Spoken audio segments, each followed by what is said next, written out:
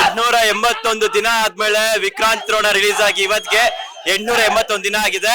81 ದಿನ ಆದ್ಮೇಲೆ ಯಜಮಾನ್ರು ಪರದೆ ಮೇಲೆ ಬರ್ತಾ ಇದಾರೆ. ಆಕಾಶದ ಎತ್ತರ ಇರಲಿ ಕರ್ನಾಟಕದ ಬಾವುಟ, ದೇಶಾದ್ಯಂತ ಇರಲಿ ಕಿಚ್ಚ ಸುದೀಪ್ ಅಣ್ಣನ ಆರ್ಭಟ ಅಂತ.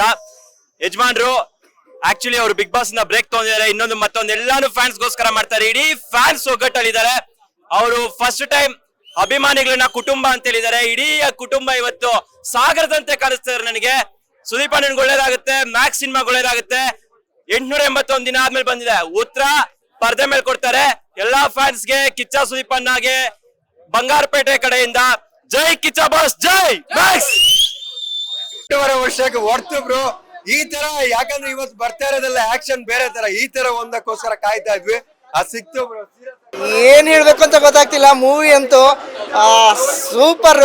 ಕ್ಲೈಮ್ಯಾಕ್ಸ್ ಅಲ್ಲೇನೆ ಇಂಟರ್ವಲ್ ಅಲ್ಲೇ ಕ್ಲೈಮ್ಯಾಕ್ಸ್ ತೋರಿಸಿದ್ದಾರೆ. ಕ್ಲೈಮ್ಯಾಕ್ಸ್ ಅಂತೂ ಇನ್ನು ಅದ್ದೂರಿ. ಅದ್ರ ಜೊತೆಗೆ ಬಾಸ್ ಎಲ್ಲಾ ಪಿಕ್ಚರ್ಗಳಲ್ಲೂ ಸಸ್ಪೆನ್ಸ್ಗಳನ್ನ ಹಿಡಿದಿಟ್ಕೊಳ್ತಾರೆ. ಇದರಲ್ಲಿ ಎಲ್ಲ ತೋರಿಸ್ಬಿಟ್ಟು ಕೊನೆಗೆ ಸಸ್ಪೆನ್ಸ್ ಏನು ಅಂತ ತೋರಿಸಿದ್ದಾರೆ.